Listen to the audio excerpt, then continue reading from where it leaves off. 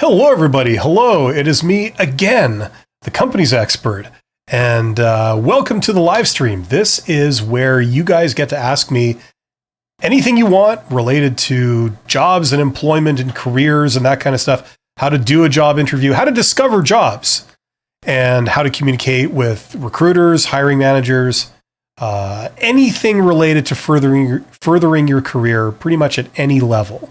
So that's what we're here to talk about. And this is the first time I've done this live stream for nearly 2 months, I think. So I might be a little rusty, but that's okay because you're here with me. And you're here to witness the magnificence of this together.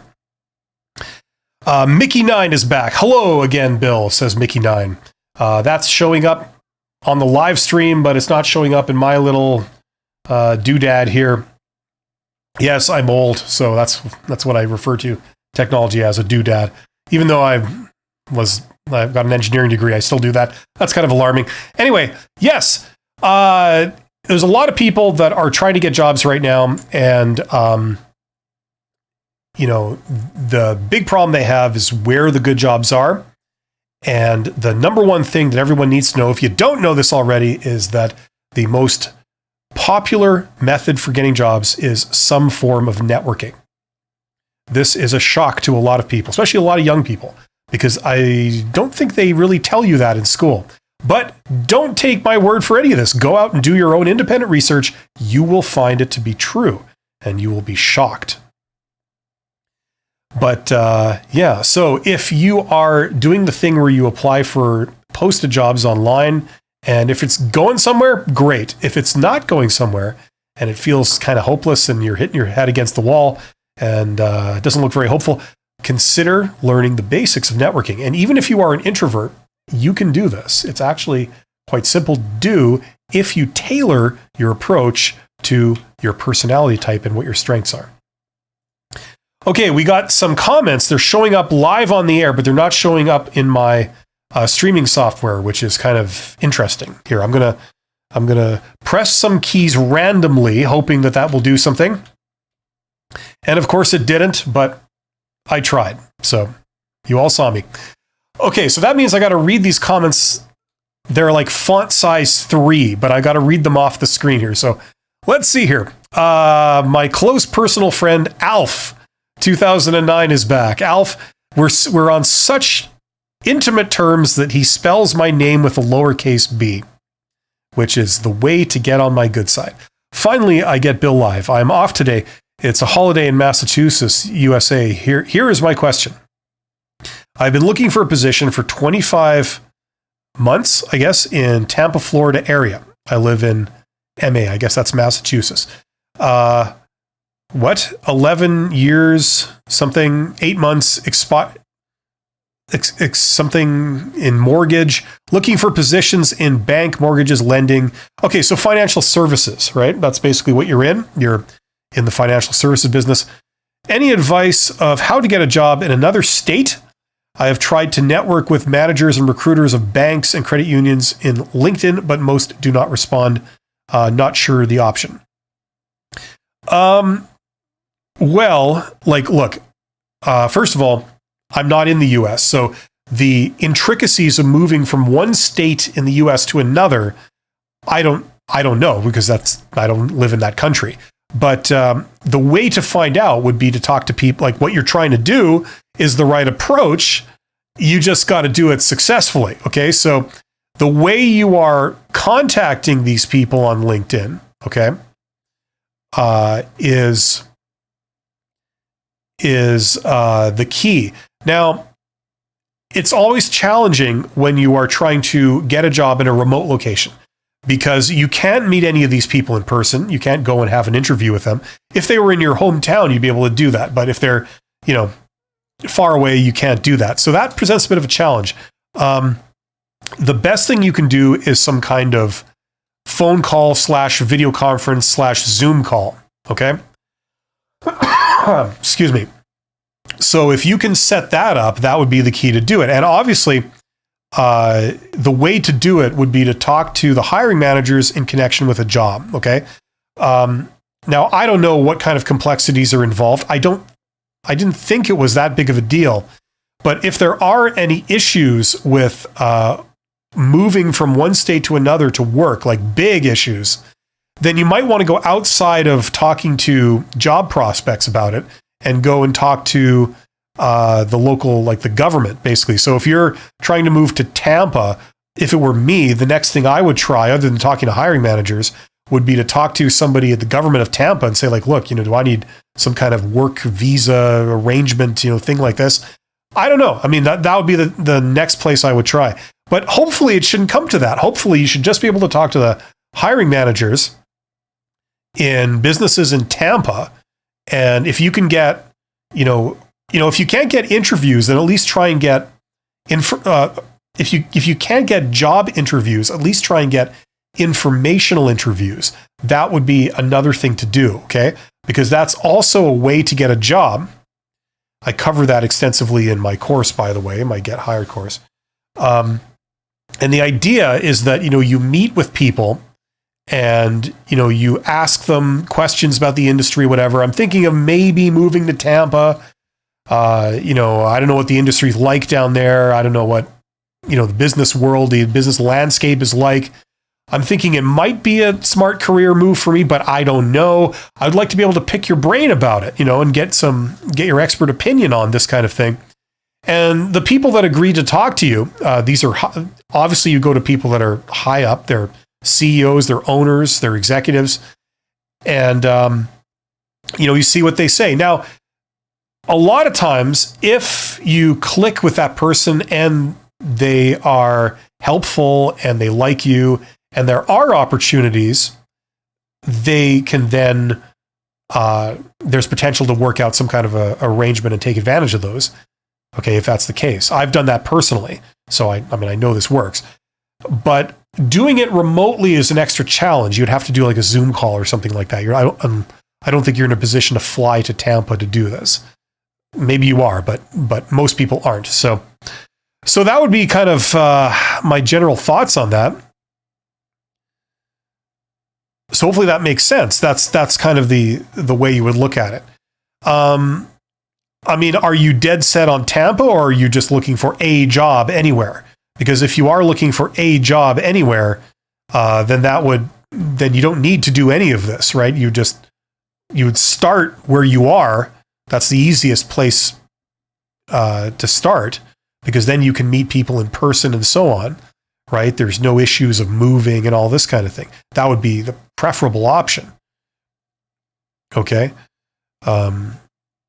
But if you got to move to Tampa, no matter what, I mean, another option is if you're going to be going there to scout out, residences and things, like, you might want to line up some informational interviews and things like that at the same time. That's another way to do it. No Name is here. No Name says, I got a job offer and I signed it. What will be as next? Well, if you accepted the job offer, well, it'll say like, what day you start, right? So you just show up for work, when on your first day. Hopefully you know where to go. Any special attire, like clothing or equipment you need to bring. What time to show up. Okay. Now, if you don't know any of this stuff, contact the recruiter. Presumably you have someone who sent you the offer, either a recruiter or a hiring manager. Just give them a phone call and say, number one, I'm just confirming that you received my signed offer. Okay. Number two, what's the next step? Do I show up? I assume I show up at this time, at this place, on this date. I just want to make sure I have that correctly. They will probably require more stuff from you. Like they want to set up your payment, like your pay into your bank account, direct deposit. So they will usually let you know this stuff, but just to be on the safe side, give them a call and say, just to confirm you got it, and what's next? What's the next step? Okay, that should take care of you nicely. Okay, Alf says, Tampa, Sarasota area looking. My company don't let you work remote from Florida. Okay. Okay, yeah, I'm not 100% sure of the arrangement there. Sorry, Alf, but I mean, basically, like there's many ways to get a job. Like looking for postings is one. Contacting hiring managers is another. And within that, you can do it several different ways. You can ask directly for a job and not require a response, unless they say they have a job, where you just say, hey, I'm here, I'm looking for a job, right? Or you can contact them and ask them for an informational interview. Okay, that also is very, very effective. That's much more time consuming, but that's much more effective. It works if you're trying to learn. If you're trying to learn, you're getting into something you don't really know a lot about. Like, for example, moving to Tampa, right? Unless you've done that before. It sounds like you haven't done that before, so you don't really know if there's something you're missing. You don't really know if there's anything you got to do, right? Or have to show. So in that case, it might be worth trying to get informational interviews from people in Tampa, right? So if you wanted to work at a bank in Tampa, go see if you can get informational interviews of bank managers in Tampa and do like a Zoom call. Would it be possible to schedule a Zoom call? Something like that.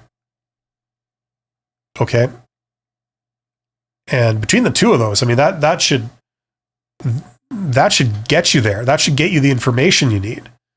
If you don't know the details of how to do that, I can't go into great detail on a live stream, but I mean, I have my course right there. So check out that course if you're really wanting to know the ins and outs of like how to do some of this stuff. But that would be my recommendation, like if you need more detail. But hopefully that makes sense. Hopefully that gets you started. I mean, there really is not that much more to it, right? You could try things like if you're wanting to work at a Tampa branch of an organization that also has a branch in your hometown, you can go to and do informational interviews with people at the branch in your hometown. Okay, something like that. So, you know what I mean? Like you're not applying for a job at the branch in your hometown. You're simply wanting to do an informational interview.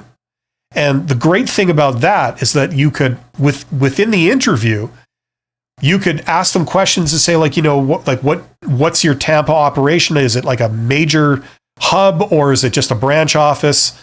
How many branches do you guys have in Tampa or in Florida? And is there a difference in the business, the nature of the business down there than up here? For example, you might sell more financial products of a certain type down there than you do up here, but you sell more of a different type up here. Something like that, knowing that. And at the end of that exchange, if they can put you in touch with someone in Tampa, that can help. You could say, do you know anyone who would, if I wanted to talk to like your counterpart in Tampa and learn a bit more about their operation, like from where the rubber meets the road down there, who do you recommend I speak to, and get them to give you some names or whatever. And then the great thing about that, and having done this informational interview, is that when you do contact that person in Tampa, you could say, well, I spoke to this person here, the general manager of this branch here, or the VP of whatever, financial services, securities, whatever, in Massachusetts. They recommended that I contact you, so that's why I'm contacting you. So already you get a little bit more credibility when you contact them, right? These are some of the things that can come out of an informational interview. Okay, so that's what I would recommend, something along those lines. Pearl says, Pearl is back. Pearl, hello, Bill. I hope everything is okay with you. Yes, it is. I missed your live streams during the break. Thanks a lot for your good works. Well, thank you for saying so, Pearl. That's very kind of you. Please, what is your opinion on pre-employment medicals when one is asked to disclose someone's medical history? Okay, we're in two different countries, I assume, Pearl. I assume you're in the United States. Correct me if I'm wrong, but I'm just going on the assumption you're in the United States. I'm in Canada. The medical is completely different between Canada and the US. So, I'm not the best person to talk to for that because I'm not in your country. But I worked for American companies, and I've had to get medicals. I remember like years and years ago. It was a condition of employment. It seemed almost like a joke. You just go in there and they do they kind of just they kind of take one look at you. put you on the scale, and they kind of, touch you in various places, and then say, oh, fit man, or whatever it is, right? That's the extent that I've had any experience with that stuff, because medical insurance works completely differently. But it's a standard thing. I do know that. I mean, it's a standard thing. It's not weird or unusual to ask that, right? It's companies basically trying to cut down on their risk. People in their risk management department got together with the people in the HR department, and they came up with this. And basically, they want to know if you've got like early stage cancer or something like that you're going to then claim and then go off on disability, right? If you don't have any issue, like health issues, that would be a concern. If you haven't lied about anything, then it should be okay, I would assume, right? You know what I mean? If you don't have any health issues, you go and you get screened. They say officially you don't have any health issues, and then everything's fine. If you do have health issues, or you don't know if you've got any health issues, surely you'd want to find out about that. But I imagine it would only be a real problem maybe I'm missing something, but it seems like to me on the surface that if you haven't lied about anything, then it should be fine, right? There you go, Ann Johnson. You see, Ann Johnson knows more about it than I do, because Ann Johnson, I assume, is in the US. Pearl, are there things one may say that may make one lose the job? Like within the context of a pre-employment medical? Well, I imagine, it's in Africa. Okay, yeah. Well, I'm not the best person to talk to for that. I don't have a lot of experience with that kind of thing. All I know is that, I can tell you what I do know, and that is, like, when I was running things, we have some laws here where I am in Canada. This may or may not relate. And it's basically that, like, let's say you hired an employee, okay? And the employee is old. They're maybe 60 years old. And let's say they've been doing some kind of labor. It's like some kind of blue collar type thing. They're a welder, or they're, a bricklayer or something. And they've been working for 40 years without any proper modern safety equipment, or ergonomic equipment. Okay. So as a result, they have developed, like, a musculoskeletal injury, that, they're hunched and, kind of like they've got some medical problems, but it's undiagnosed. Now, the thing is, if you send them to a doctor, the doctor says, like, oh, well, they don't have anything actually wrong with them. They can still use their arms and everything. They can still do their job. There's no issue, right? I mean, they have a lifetime of laying bricks. So yes, it wears your joints and things, but there's nothing actually wrong with them. They don't have any medically diagnosable condition. So the problem is, if you hire that employee, and let's say 1 year into working for you, they develop a repetitive stress injury. Okay. So they lay brick or whatever they're doing, and their back goes. They throw their back out, and it's serious. Okay. It's caused by 50 years of laying brick, and your back just gives out.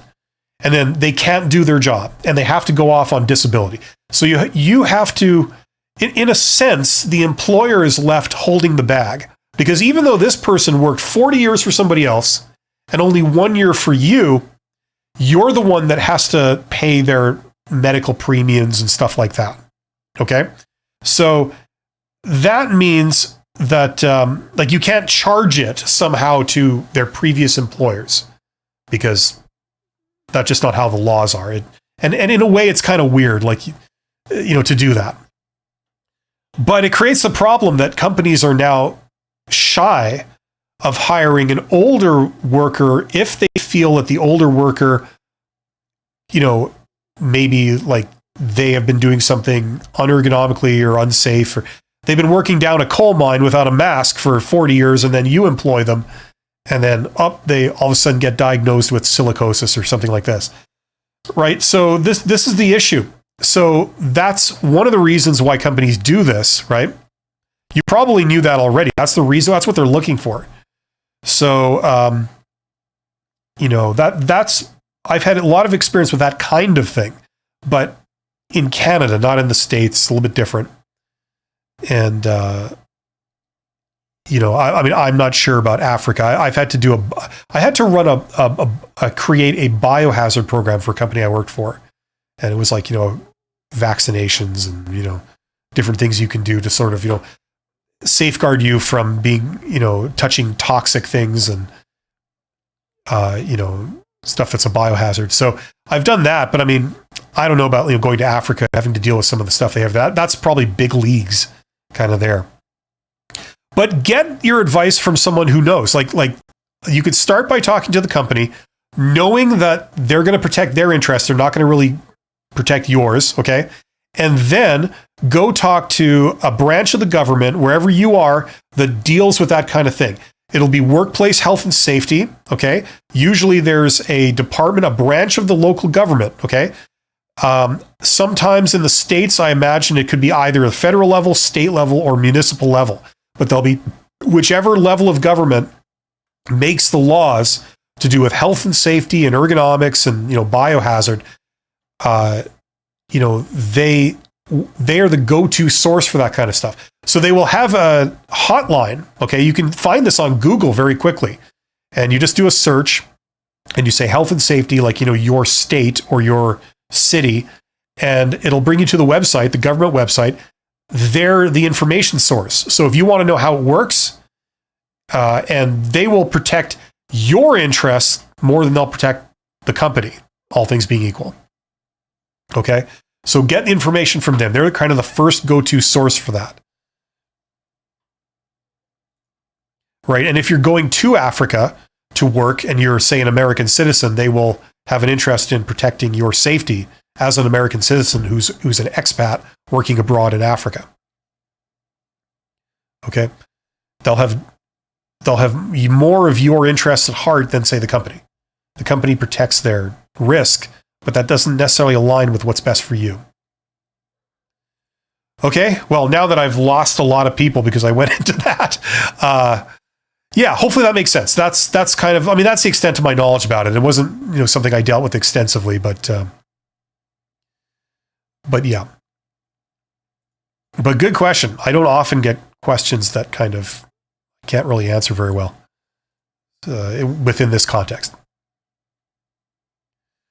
Mickey9 says, Bill, I would like to ask a question about a job fair. That's great, Mickey9. Yeah, ask away.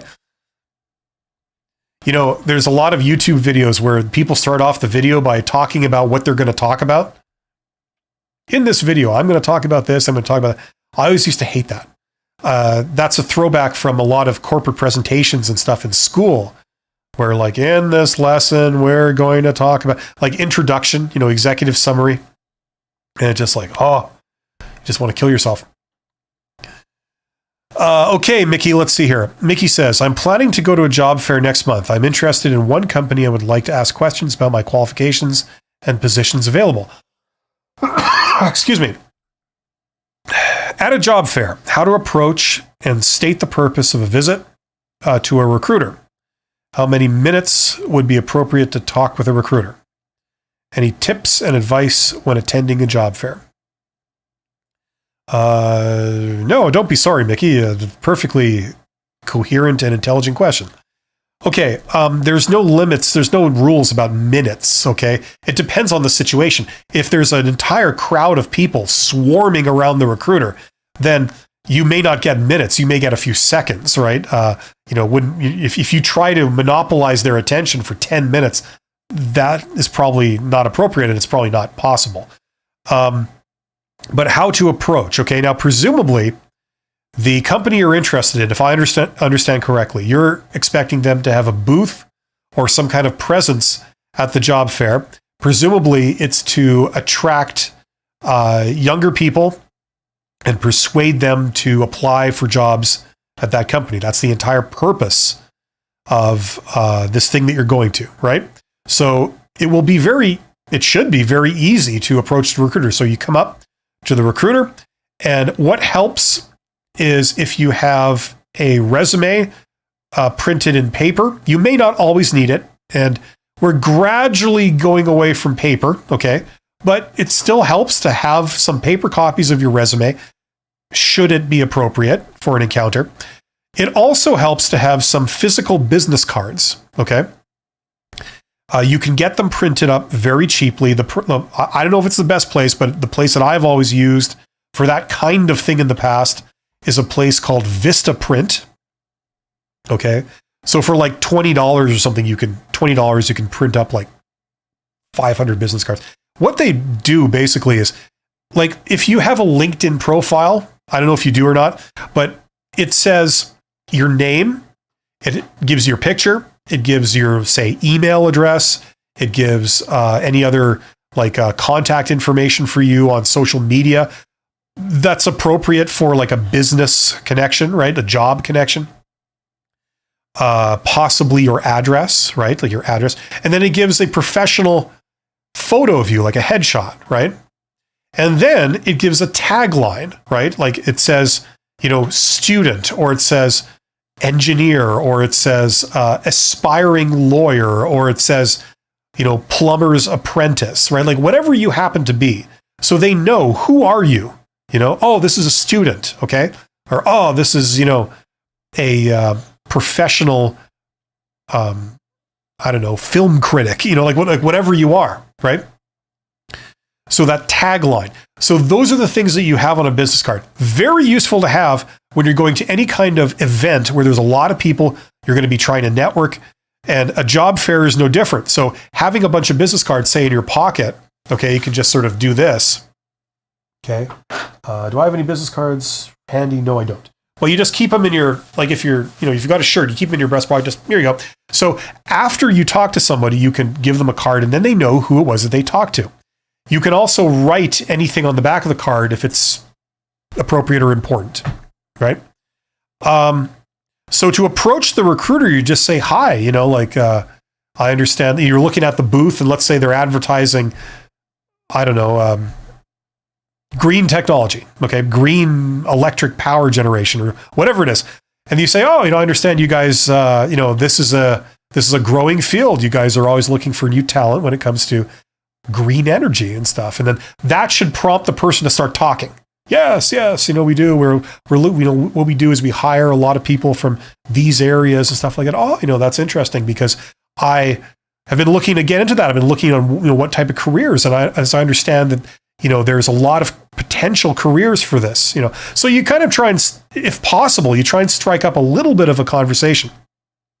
It could be 30 seconds or it could be 10 minutes. The thing is to get, unless there's a swarm of people around and their time is limited, if you have a bit of time with them, the key is to ask them questions, It's like, how many years have you guys been in the business? What type of work do you do? Where do you see this going? Is it a more technical thing or is it more of a marketing effort where you're trying to just sort of get the word out, and you just let them talk and they're going to talk all about themselves and their company and what they're doing. And this is great because that's what you want to learn and look interested, whether you are or not, look interested. That's the polite thing to do. And then when they're done, you say, oh, wow, I think that's very interesting. That really has some potential. And, then you ask them more about the job connection, right? So start out asking them about a company, move to asking them about a job later on to kind of get towards the end of the conversation. You guys are hiring. Is it like a summer position? Is it a term position? Is this something that, I don't know, just questions about the nature of the work, right? And is it like a minimum wage thing or is it like, higher than that, whatever. And they say, and then they talk to you about that. They tell you whatever. And you say, oh, okay. Well, listen, it was very nice talking to you. And then you give them your card. That's usually a prompt for them to give you their card. That's the other reason to do it. So you get their card. That contains their contact information, their name. So you know who you talk to. Okay. And then what's a good thing to do is to then follow up maybe the next day. So if they gave you a card and it has their phone number on it or their email address, preferably phone number. That's the better way to contact somebody. It's a little bit more nerve-wracking for introverts. It's a little, more high stakes, but it's much more effective than sending an email. You send a phone call, try to call them, and you might have to leave a voicemail. And you said, I just like you to know, it was very nice talking to you yesterday. I learned a hell of a lot. And, I think I was quite fascinated by the whole idea. And I'm thinking of putting myself forward for the 2 or 3 types of positions that you mentioned to me when we spoke yesterday. Is there anyone else I should talk to, or should I just go to the website? What's the best way to do this? Something like that, right?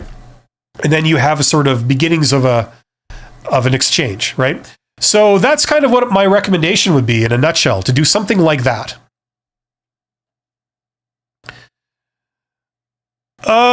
So Mickey says, send a thank you email the same day, right? Thank you emails are like, I don't know. I mean, I know you're not supposed to say this, but they're just kind of a nuisance. It's like, thank you. Yeah. Like if you're a recruiter that went and talked to a crowd of people all day long at an event, like a fair, right? Do you really want like 357 thank you emails from every single person that you talk to? Like, you won't remember them all, right? I mean, it's a nice gesture. It really is a nice gesture. It's, your heart's in the right place, but it's not the super effective thing.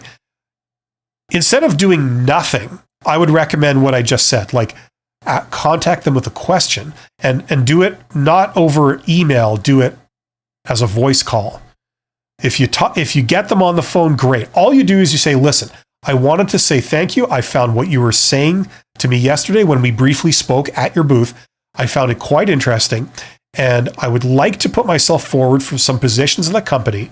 And I just wanted to ask, should I go to your website, or is there something else that I should do that would be more effective? Something like that. And just see what they say. Whatever they say is fine. And then you say, thank you very much. Have yourself a great day. Something like that.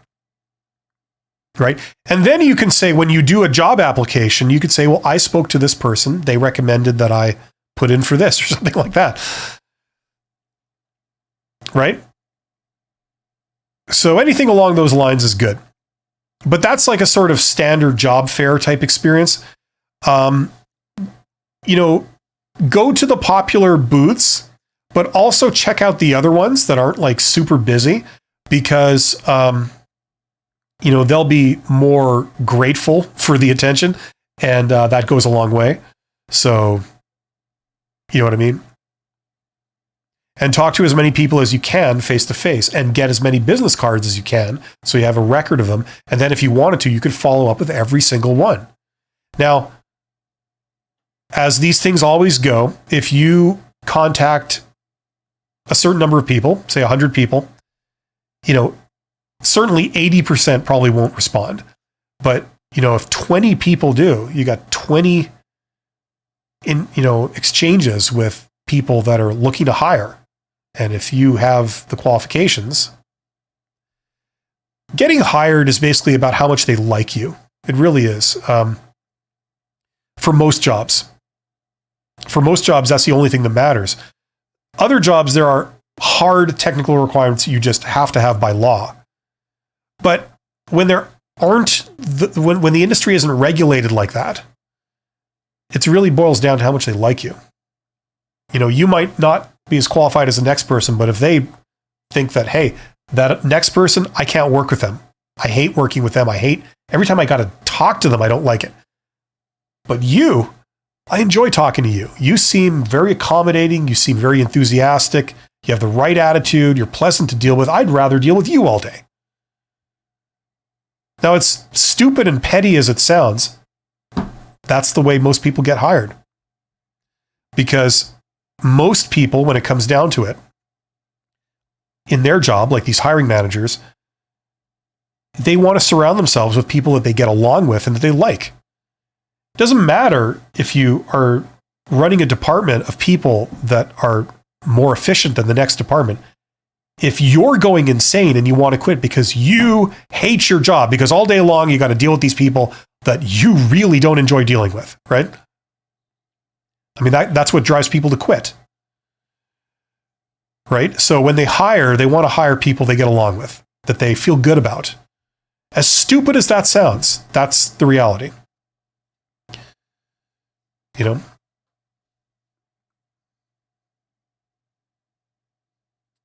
So there you go. Now, I skipped a question from Pearl here. Pearl had said, I believe it was this one. Pearl says, please, any tips on how to make a good first impression to one's line manager and colleagues when resuming at a new job? Okay. Like you were away and then you came back. Is that what you're saying? Yeah, okay. So Mickey9 says, be positive, smile, and likable. Yeah, okay. That's kind of like the basics.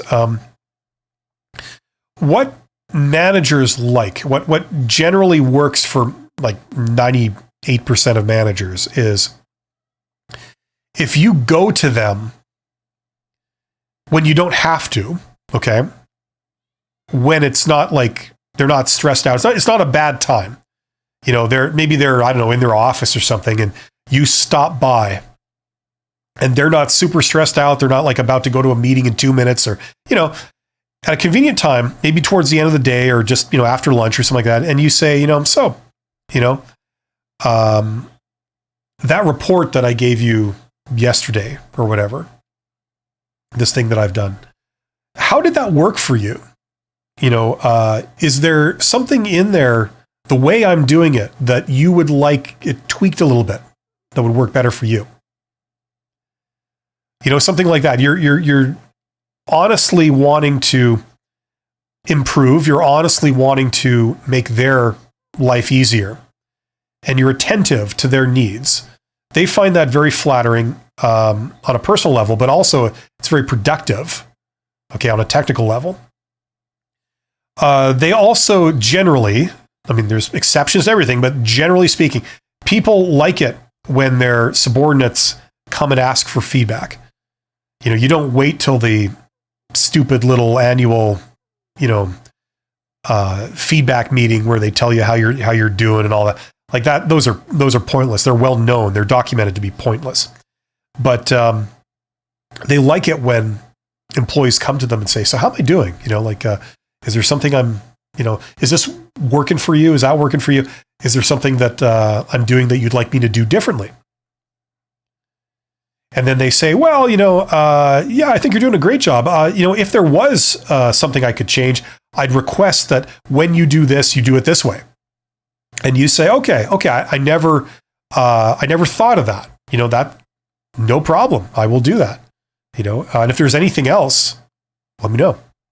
Right? People love that. Okay, they absolutely love that. It's very rare. Usually, the manager's perspective is that nobody does this.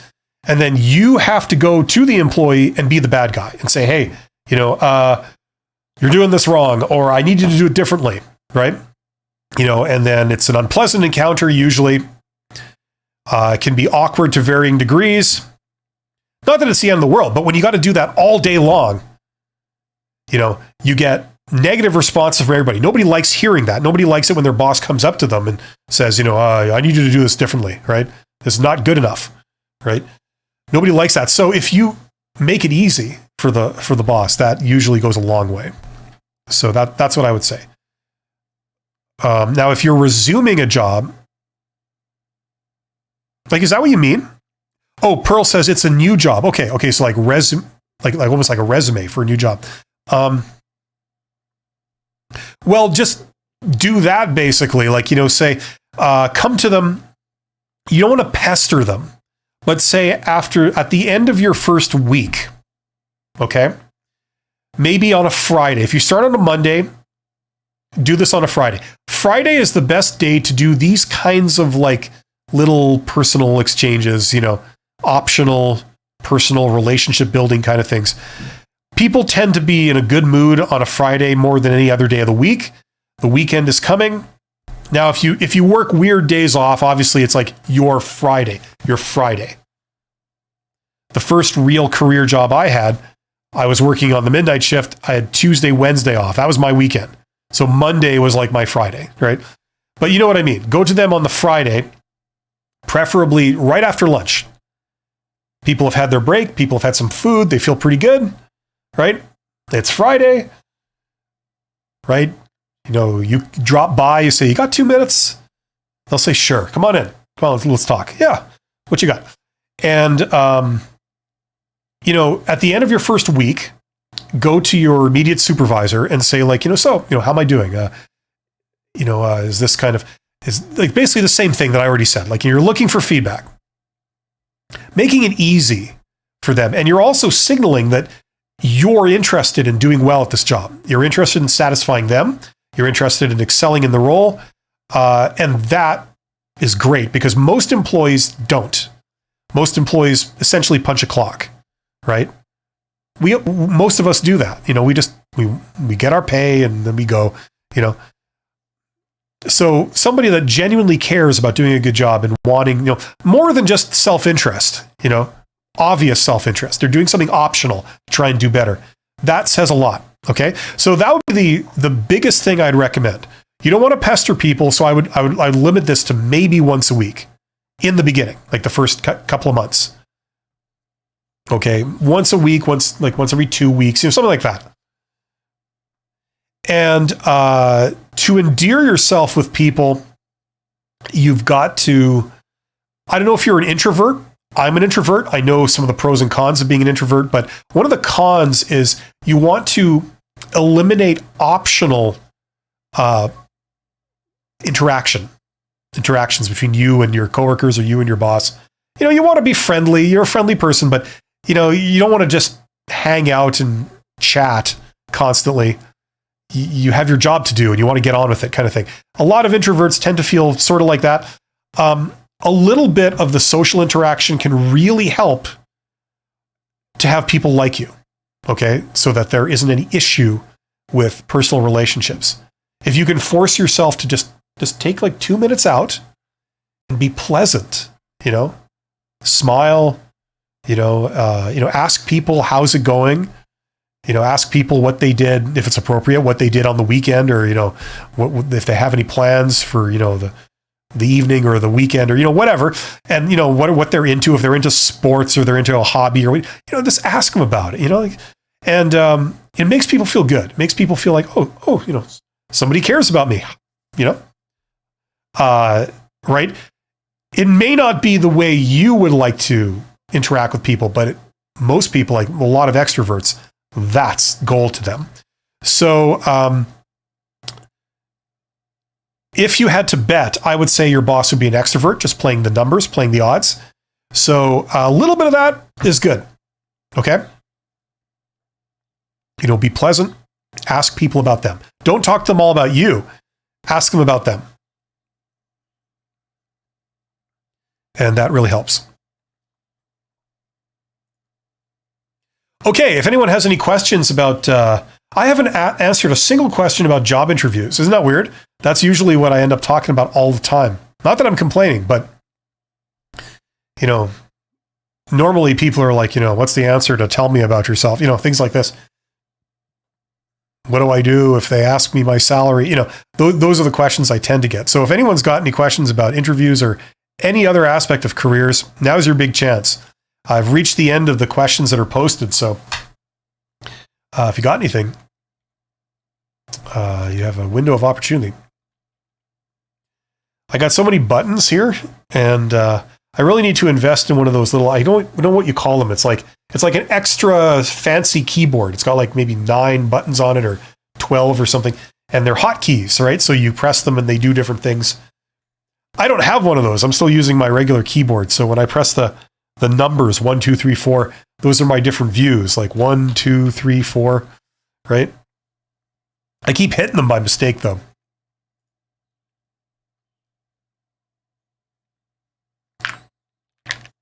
Incidentally, I mentioned it earlier, but the big news for me was that this is my first time back where I'm talking about this.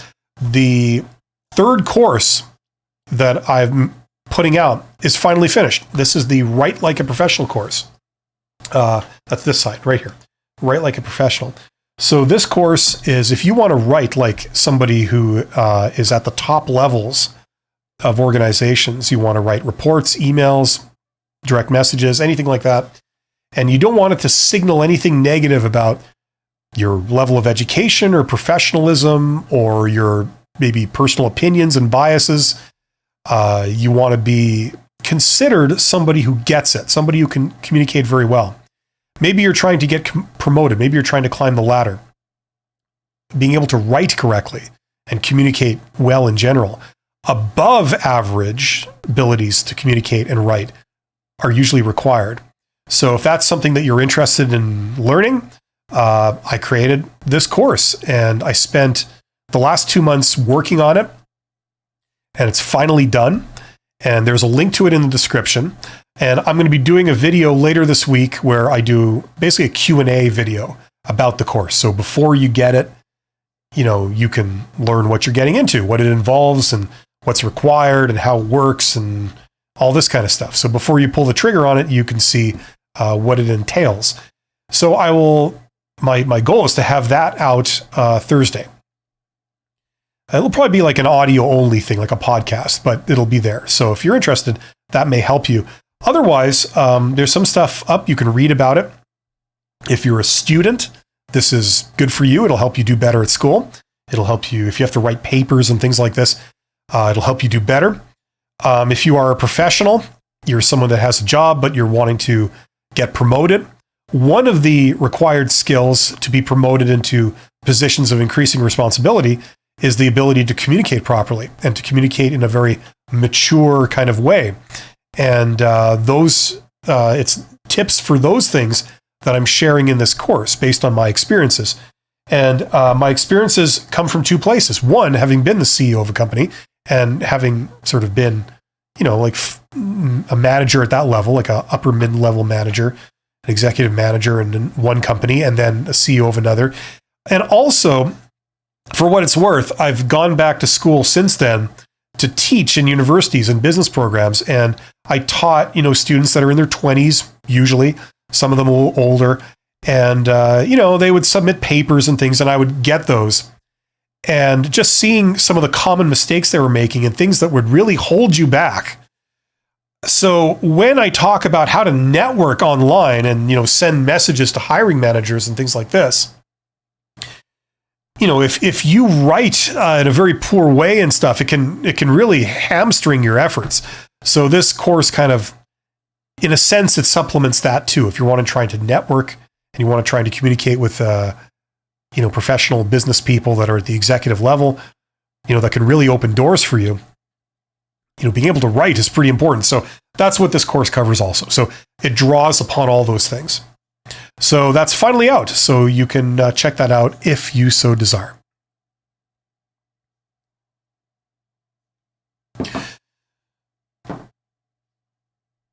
Yeah. Anyway, not a lot of questions. And it's still doing the thing where like the feed is blank. So I don't know what's going on there.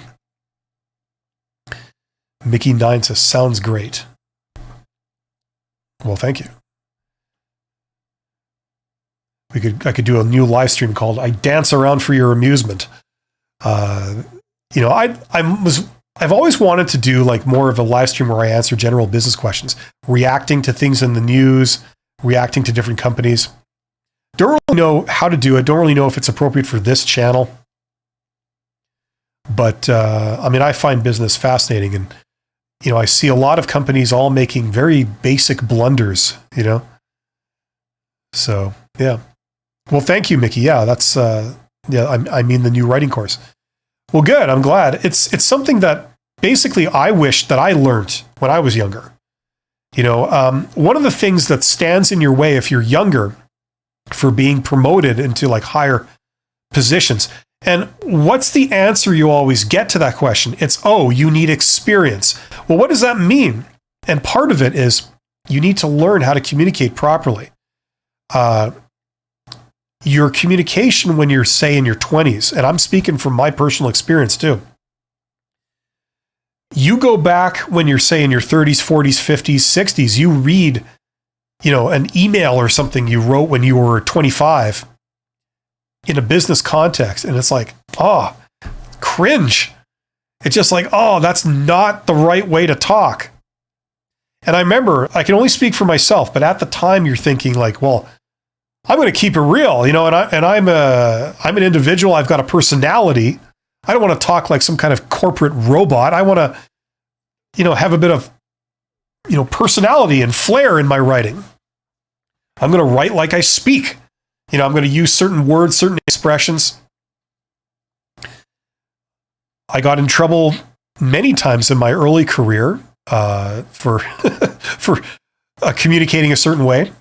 Putting something in an email that then was forwarded on to someone else who then forwarded on to the customer, things like this. And it's like, it's interesting because when you're that age, you have an advantage that older people don't have. And that is that you have lots of energy. You got a ton of energy. Everything's still new and exciting and hopeful. And being able to bring that and apply that to your job is wonderful. It's something that people in their 50s, 60s, 70s, they dream of. They've lost that a long time ago, and they wish they had, but they just don't have it anymore. The problem is that when you're in your 20s, there's a reason why older people communicate a certain way, act a certain way. The reason why they have protocol for how to deal with people, how to behave in certain situations. If you're anything like me, unless you've been to a really expensive school for rich kids, you don't learn that. And so that's why you need something like 25 years out in the industry to really learn why you do things like that. So the problem is when you're 25, the fact that you don't know that stuff, that's holding you back. No one's going to put you in a management position, not because of, you don't know your stuff, your technical skills. You got all the technical skills you need. You probably have better technical skills than the older people because even though they've had more experience, a lot of their experience is from 40 years ago. It's inapplicable anymore. Things have changed. I've experienced that. So I know how important it is. If you get experience, recent experience, that's when you went to school and you've been doing it where the rubber hits the road now, that's probably more relevant experience than the boss has. The problem is that, that's not what's holding you back, right? It's just having the maturity and having the understanding of how you behave in certain circumstances, how you communicate, what you say, what you do, right? That's what takes years to learn. So that's the kind of stuff I was trying to put in this writing course. And I've got a bit of it in there. I mean, there's a limit to what you can put in, just confining it to writing. But I talk a lot about that in sort of the third part of the course, which is the sort of high level, which is communication strategy. So if you're trying to network or you're trying to sell something or you're trying to win somebody over, or you're trying to persuade them to agree with you, what are some of the ways of doing that? Right, and what not to do. So if you're interested in that stuff, check out that course. It's certainly a solution for some people.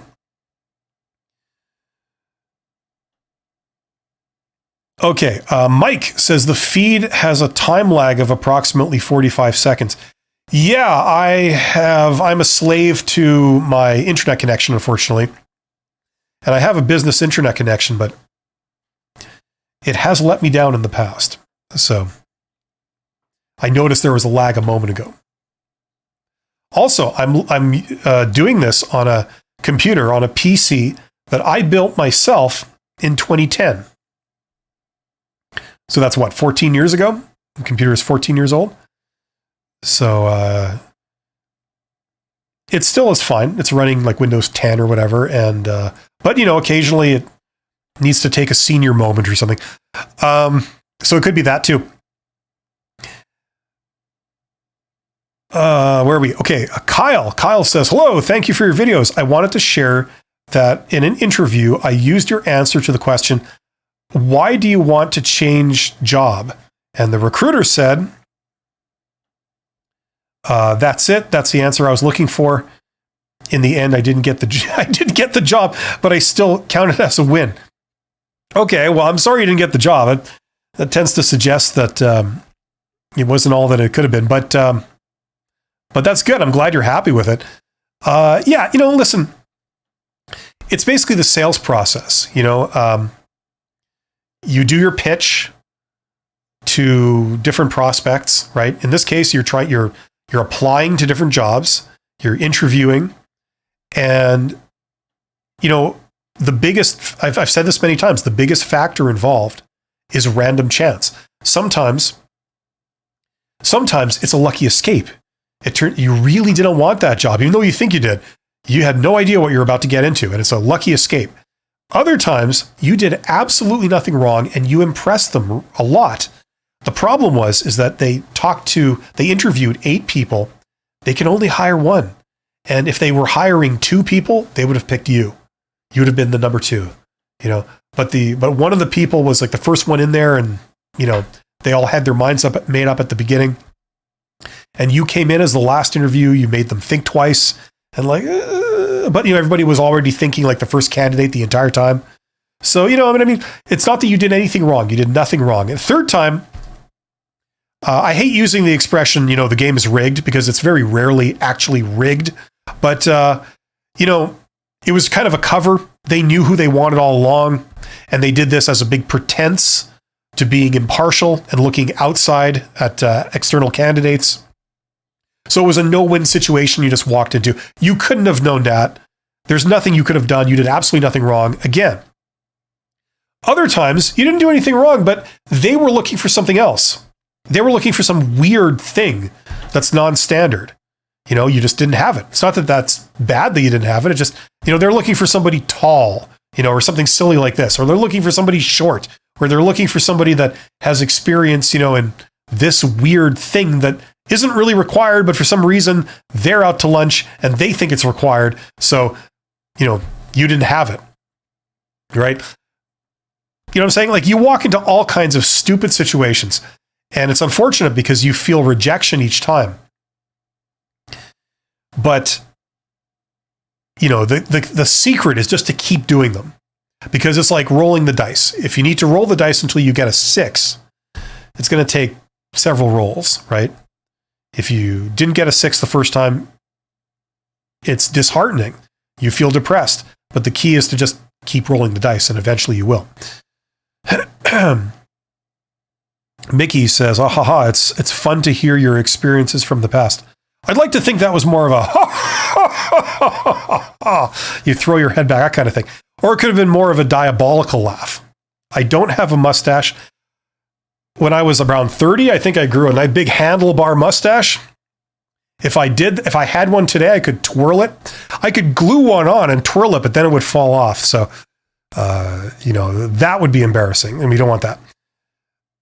Kyle says, I read that. This is a tiny font size, and you have, what's your name? PKMN Promos? That just rolls off the tongue. But you say you were such a decent mentor. Well, thank you very much. That's very kind of you. And I suppose that if nobody wants to hear my job search advice, you could always stop here for the totally bad jokes. Mickey9, I've been watching your channel for more than 4 years. Holy crap. But today is the first time I wrote comments. Thank you for your great tips and advice, Bill. You're absolutely welcome, Mickey9. And I'm quite flattered that you've been watching me for that long. I don't think I've watched a single YouTube channel for that long. I get tired of people before then. So that's saying a lot. So thank you very much. Alf 2009 says, I need to roll the dice 400 times. Yeah, it could be one of those like D&D dices that have like 130 sides, right? Yeah, listen, look, just make sure that you're doing more than, applying for posted jobs. That's the key. Okay. And make sure you're doing more than just talking to recruiters. Okay. Talk to hiring managers directly. If you're not like a sort of super extroverted salesperson type that can pull the wool over the eyes of some recruiter that doesn't know anything about the job, and blind them by how likable and stuff you are, unless you're that kind of person, and I'm not that kind of person, talk to the people that actually know something about the job, the hiring managers. They're the ones that make the decision. Okay, they're the ones that they can spot talent generally. Not always, but a lot of times they can. Talk to them directly. Okay, make sure you're doing that. If applying to posted jobs is not going anywhere, make sure you're doing that too. See, I try and remember to shift the view. So we go from this view to this view. I always forget. I just end up staying on this for like 45 minutes, and it's probably boring. Alf 2009, I'm a very hard worker, have not missed a day in 11 years. Wow, that's impressive. They don't know what they are missing. Yeah. I mean, it shows you how terrible the recruitment and selection processes. You've got, I can say this because I've been a worker and I've worked my way up, and I was a worker for like 15 years or something at the worker level. And it's like, you look around and you see people that don't care. They don't do a good job. They abuse the privilege of having their particular employment. And you then see a lot of other people that, have a lot of great qualities that they can't get hired. And it's a bit of a, I don't know. I mean, everyone's a critic. It's very easy to say what doesn't work. It's a little bit harder to propose something that actually does work better. That's the challenge. But there's certainly a hell of a lot of problems with the way that they hire people at the worker level. I know why they do it. They do it because it's the most efficient way to hire somebody. The problem is that I've always had the belief that you can't just look at hiring costs. You got to look at the total productivity of your workforce. And the problem is, if the only thing you're looking for is like simply the cost of hiring, you're not getting the full picture. Like you could hire people at random, and there you go. We've reduced our cost of hiring. And according to a study that was done a long time ago by, I can't remember if it was Harvard. I think it was Harvard University. I can't remember. You got a workforce performance that was like within like 3% or something of, putting real effort into like selecting exactly the right people, right? You know what I mean? I had the privilege of being able to do this because I was running a smaller company, but I would hire people the way executives hire, where you really get to know them. Now, it's very time consuming for everyone. That's the downside. It's not always practical to do that. I get that. But you tend to get someone that works out, right? You have much higher chances of doing that, in my opinion. That's always been my opinion.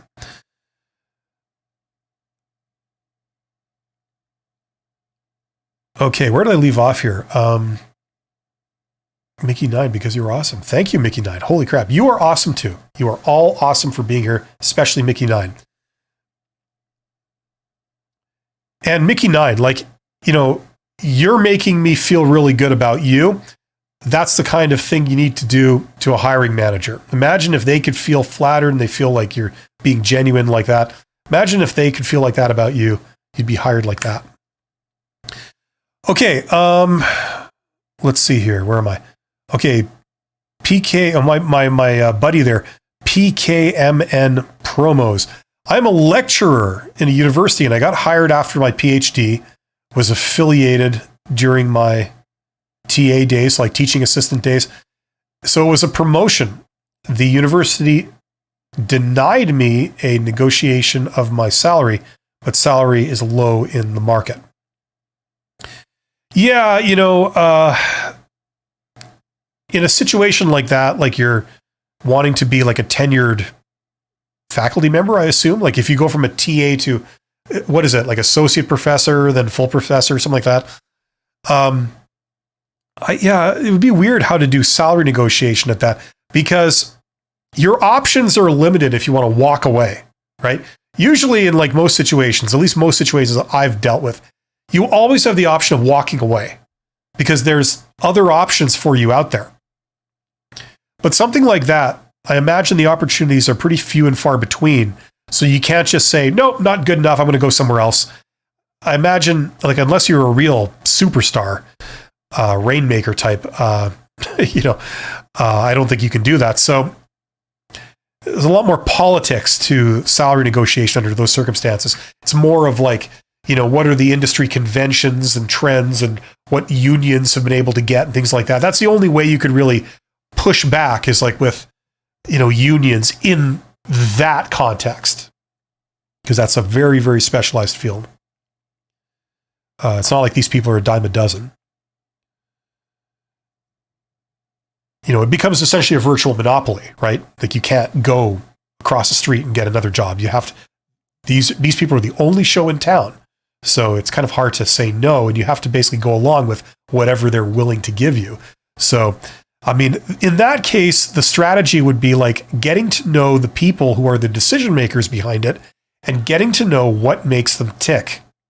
What are their constraints that they're under? What are their personal preferences? What are they amenable to? What are they not amenable to? It would be like almost like that kind of social engineering would be necessary to really understand how to make any headway in that type of situation. Alf 2009 says, I've never called sick as long as I can walk and make it to work. That's my motto. Do everything in the mortgage department. I can run the department. Have done just about anything in the department. So really. Okay, so Alf 2009, here's the deal. Okay. You feel that you are awesome at your job. That's great. I'm sure you are awesome at your job. Okay. Now, what you have just experienced, okay, is another sort of reality, which is that you could be highly talented, but that doesn't necessarily mean you get a job, right? People hire you.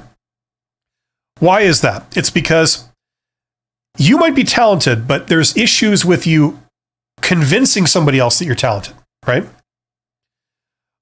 We see this a lot where people they work for smaller companies trying to get hired at big companies, okay? Because you may have a lot of really valuable experience and you may have a lot of ability, but the problem is nobody's heard of your company.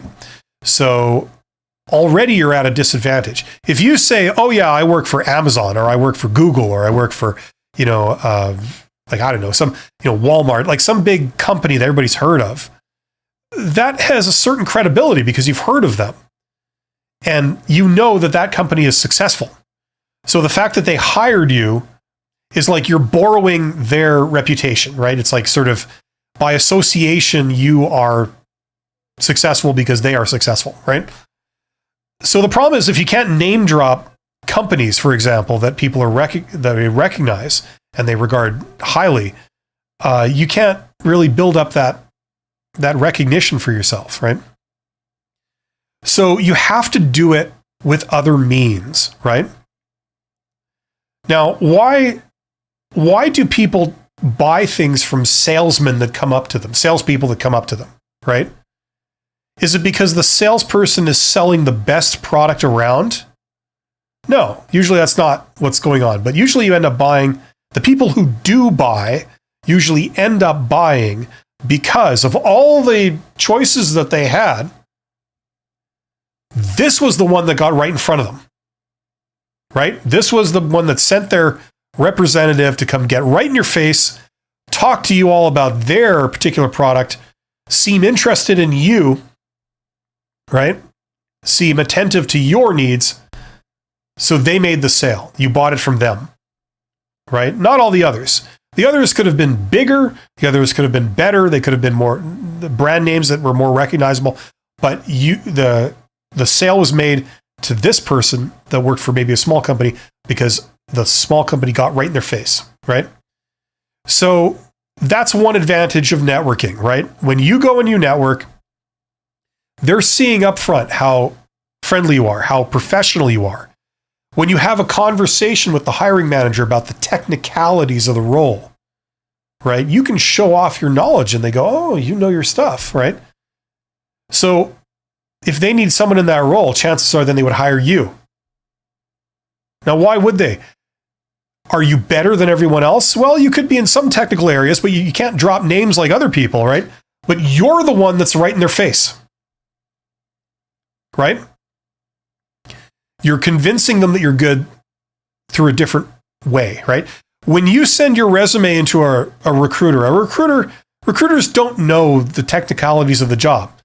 A recruiter could be hiring a plumber's apprentice one day. They could be hiring, a real estate agent the next day. They could be hiring, a nurse to help in the pathology lab in a hospital the day after that. Like they don't know anything about hospitals or real estate or, anything.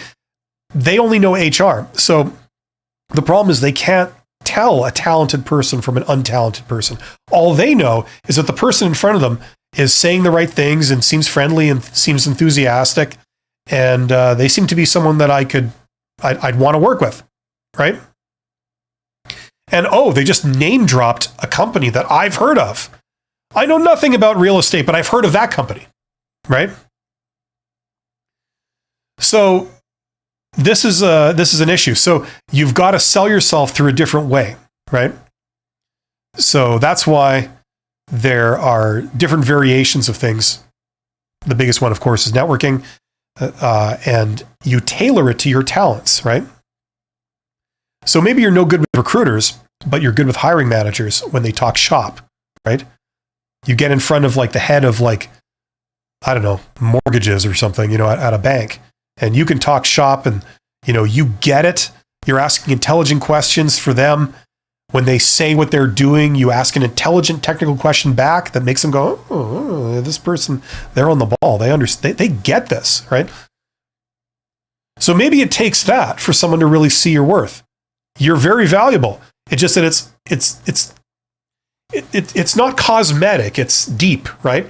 Maybe the exterior is not super obvious that you're highly talented. So you've got to get to a situation where they can see that. So that's why you might have to go through different channels. Okay. The feed has been moving and I haven't been keeping track. I have to start winding this down. So I'm gonna answer the questions that are here, and then we'll see how much beyond I can do there. Okay. Alf 2009. We were talking about that. PKMN Promo says, is it fair to deny salary negotiation at all? Shall I show them offers for me from other competitive universities? No, do not do that. No, that's bad. The reason why it's bad is because,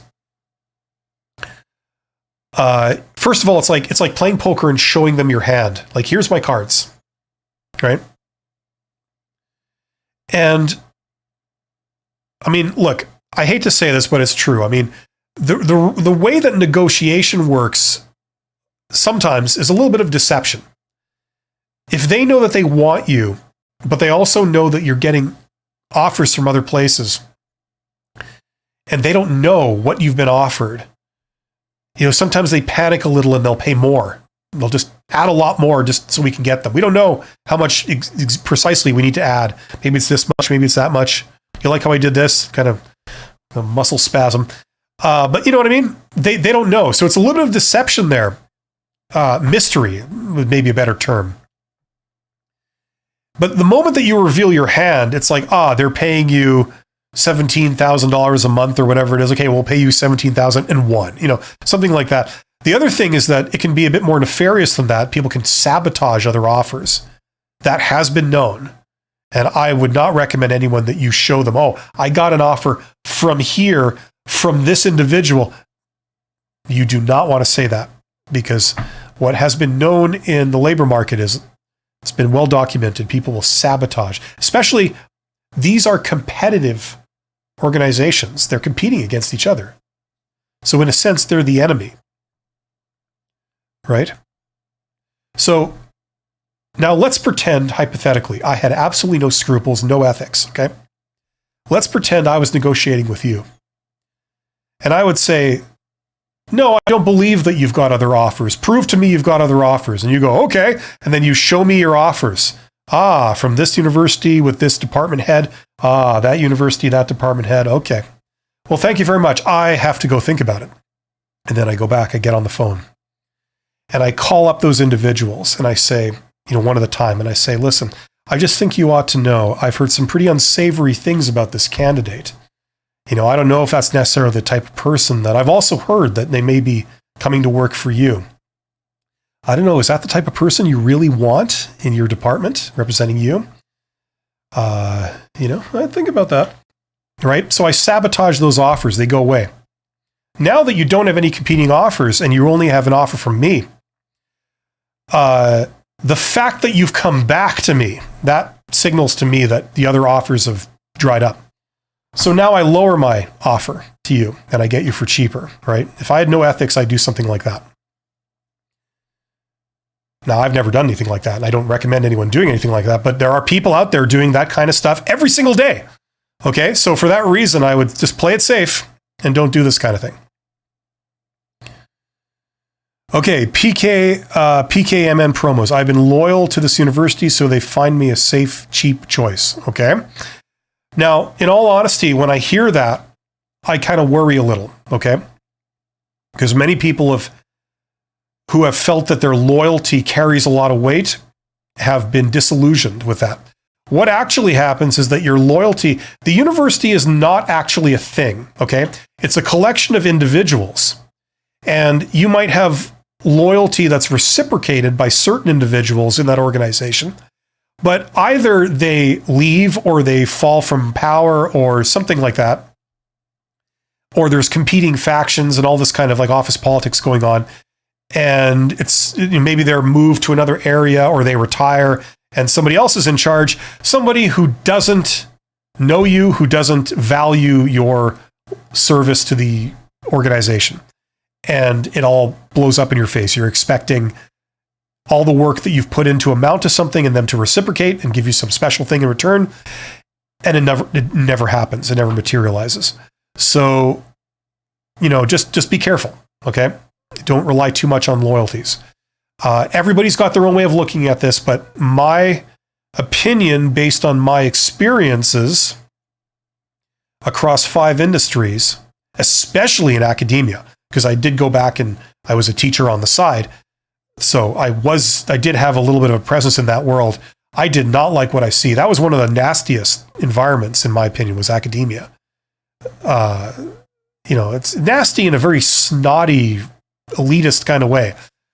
I mean, as I said, I worked at the railroad. People tend to express things much more directly there.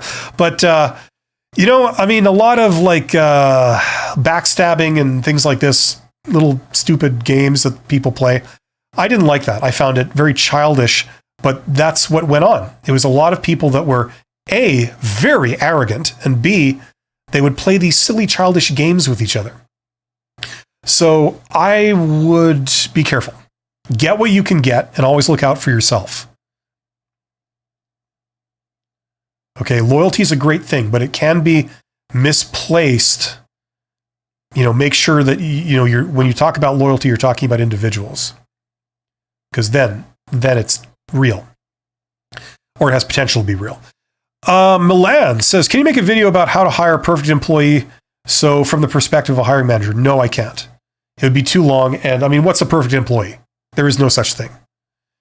The perfect employee that works for a moving company is different from the perfect employee that's a bank representative, which is different from a perfect employee that's an outside salesperson, right? Different personality traits, different backgrounds, different experiences, different qualifications. So there's no such thing. You would be able to make a video like that about a specific job, certainly. Or at least you'd have potential to be able to do it. And it also varies by level. How you hire an entry-level or minimum wage job is not how you hire an executive. You look for completely different things, completely different process, completely different techniques. So no, you can't really, I could do it, but it would be so general as to be useless. So hopefully that makes sense. It's a good thing to want, right?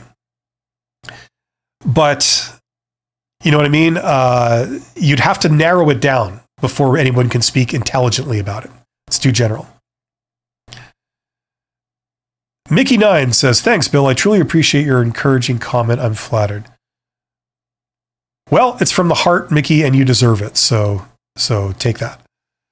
Alf says, I work for a credit union, almost 12 years. I would have gotten a job if I was looking in Massachusetts, but looking in Florida, that's the challenge. Yeah. Yeah, we were covering that earlier there. That's the thing. But yeah, I mean, like if you are in this position where you are making some reconnaissance, like you're going on a trip to Florida just to sort of establish where you're going to live, you know, how things work. You know, you might want to tack on some networking meetings and things like this. See if you can set those up. Maybe start by networking in Massachusetts, in your local city or whatever. Set up some meetings with people in Florida, and then go down there and do them. That's another possibility. I mean, depending on what your resources are. Darkman Jeff says, I'm currently in my career as a staff accountant, but I think I'm getting complacent at my current position. How often should I change jobs? That depends entirely on the individual. Some people, you know, like traditionally, 40 years ago, 50 years ago, the standard was to stay in one place for most or all of your career. If you could pull it off, a lot of people did that. And, you know, who am I to say that that's stupid or, you know, whatever? I mean, hey, it works for a lot of people. If you get bored quickly, or if your goal is to learn as much as you possibly can, then you would want to move either upwards or sideways. You jump to a different company, or you jump to a different job, or even a different industry. The great thing about accounting is that you can do accounting across pretty much every industry, right? So maybe you've done accounting in an insurance firm. Maybe you might want to do accounting in some context in a bank, or in a large manufacturing organization, or in retail, or in some other area where you're using different accounting rules to do slightly different things in a different context, where the reporting needs are different. Maybe you've worked in a small private company.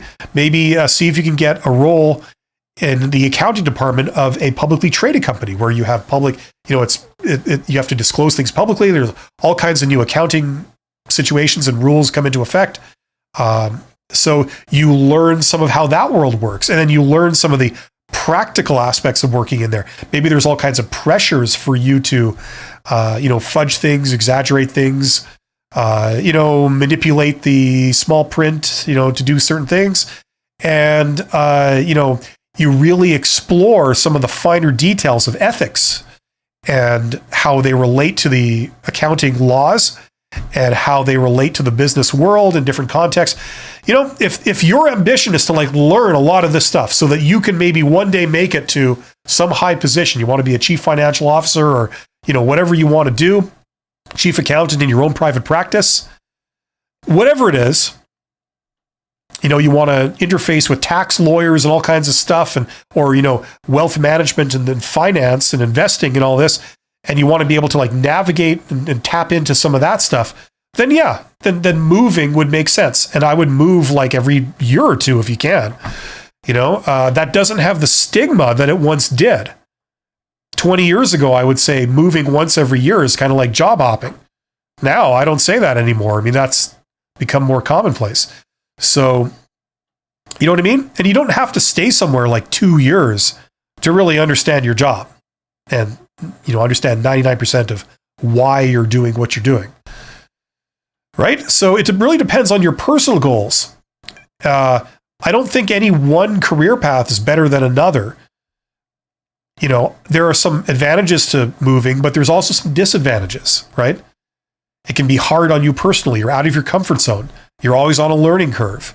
There's uncertainty about where you're going to go and what you're going to do. Maybe you're the first to get laid off when there are cuts or there's a recession. So, you know what I mean? There's pros and cons, and, you know, what combination is best for you, that's for you to decide for yourself.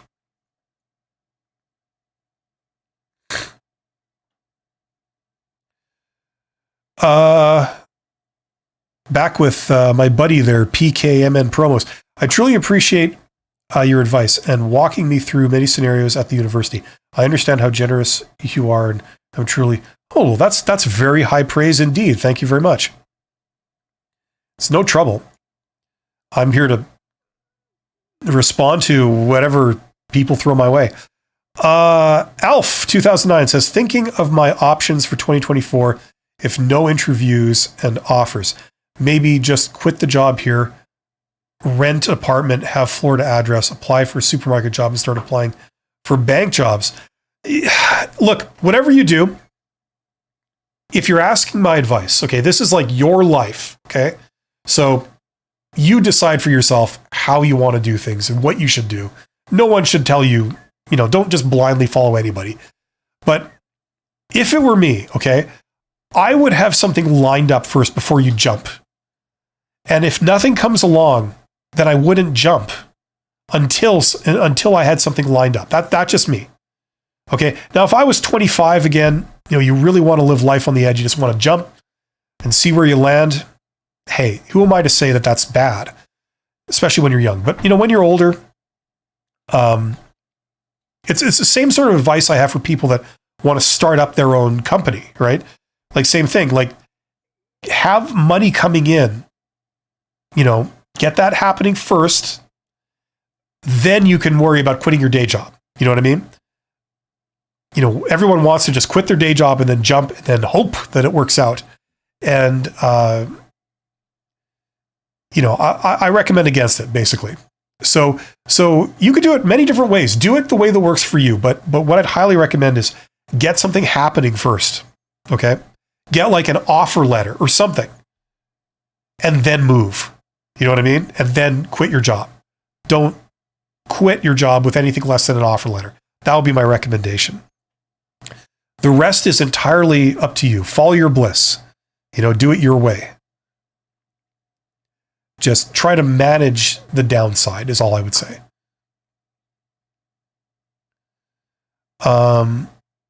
So if you want that supermarket job, just go get that in advance, right? Don't just assume that I will have a supermarket job by Thursday, something like that.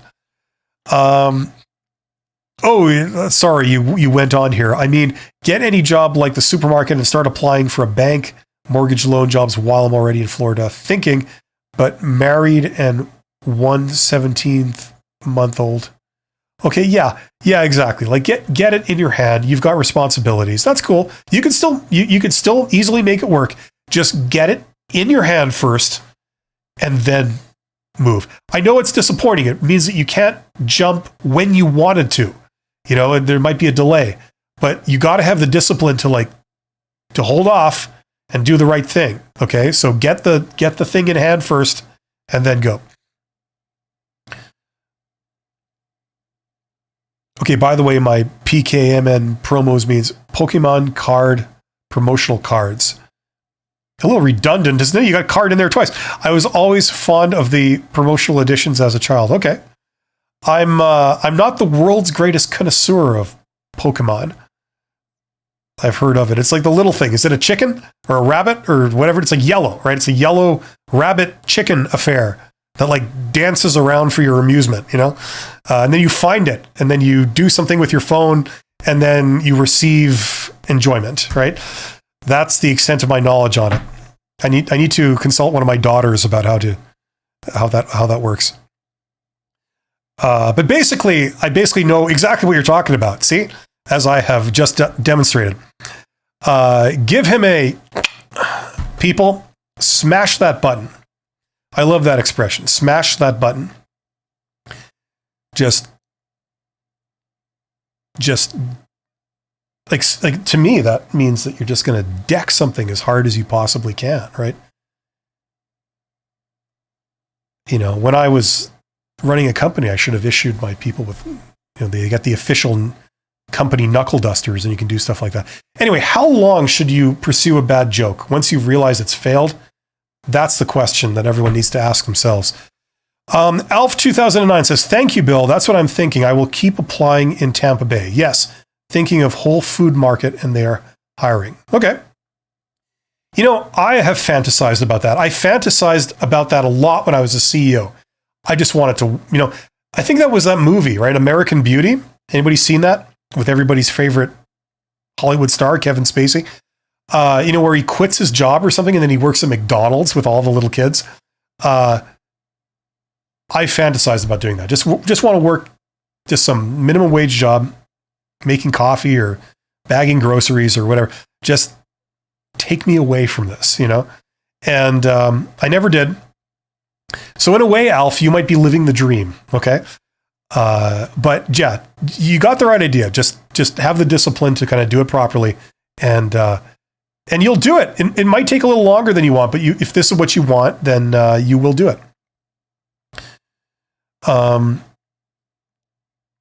Mike is saying something very nice here. Because of Bill, I got a great job. Well, congratulations, Mike. That's awesome. That's great to hear. I'm glad it worked out. Yeah, you guys are awesome. Listen, I'm going to wrap this up, but I want to thank you for being here, and check out these courses if they are useful to you. They each sort of serve a purpose for self-improvement, depending on what you're trying to do. Very quickly, there are links in the description for all of these. And if you buy any two, you get the third one for free. So you've already taken one of my courses and you get a second one, send me an email. You can find my email through my YouTube channel and drop me a line and say, you know, I was registered for this course. I'm also registered for that course. Can you register me in the third one for free? And I will do that. Make sure you have the same email address for everything, right? But there you go. The Get Hired course, that's basically my recommendations for how to get a job. So if your job search has hit a wall, consider checking out that course. It goes into detail about how to network, basically for introverts. And it's a system. I don't know if I want to call it a system, but it's basically a method that I used to build up my consulting business. So, you know, I just basically packaged that into a course that a lot of people have found helpful. The $100 MBA course, I have an MBA myself from a university, Master's of Business Administration. And this is basically a course. It's really more than a course. It's like a program. It covers all the material that you would learn in an MBA program in a university. The catch is that it's not accredited, okay? Because there's no tests, there's no evaluations. You could buy the course and do absolutely nothing, in which case you don't get anything out of it. Or you could buy the course, you order all the textbooks, which I recommend to read, and you read them all cover to cover and learn them in their entirety, in which case you would get a ton of information and skills. So that's more useful if you are wanting to start a company and lead it to success. If you're wanting to learn how to make money through business, that would be useful there. Or you're wanting to enhance your skills to do better at your job and get promoted if you work in certain jobs where, you have some decision-making ability. And then the third one, which has just come out, is Write Like a Professional. I was going to call it Write Like an Executive, because that's what you kind of want to call it. It's basically like how to communicate in writing at executive levels of business. So when you send messages to people at those levels, you're not making any rookie amateur mistakes. You're professional. You impress them with how professional you write, what you say, what you choose to say.